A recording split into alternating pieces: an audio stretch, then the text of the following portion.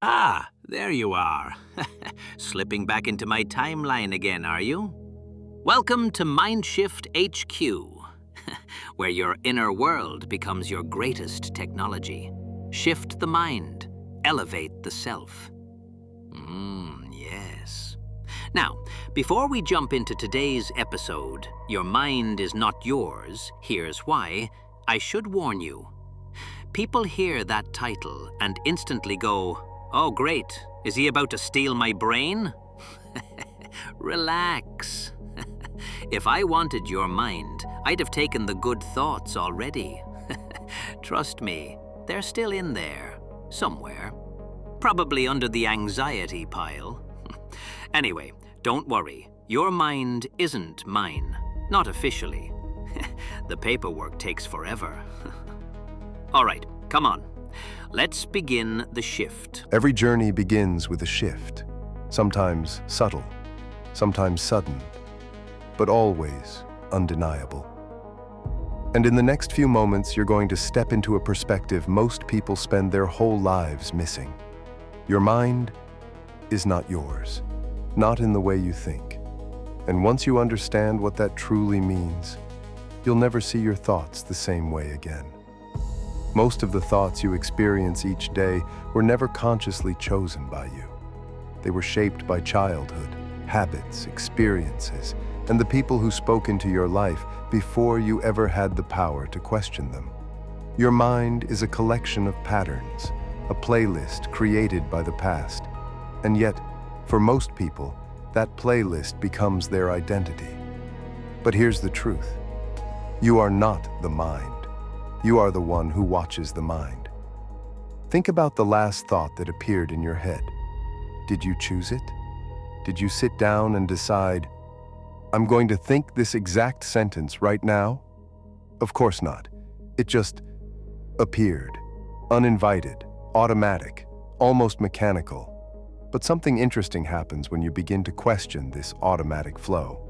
There's a moment, a quiet, almost invisible moment, where you suddenly notice the thought instead of being pulled into it. You step out of the stream. You watch instead of react.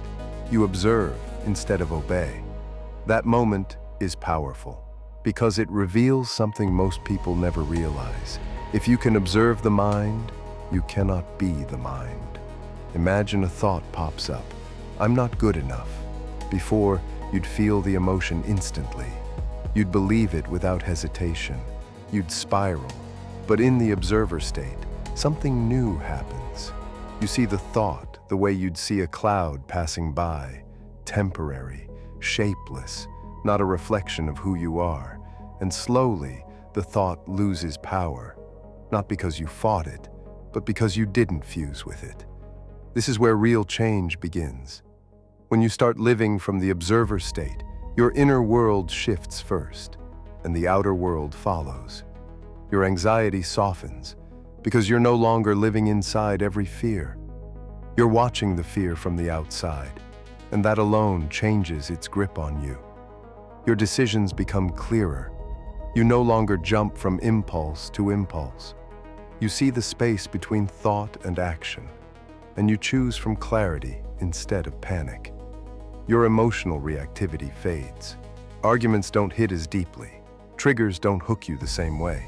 You stop pouring energy into every passing story. And here's the part people never expect.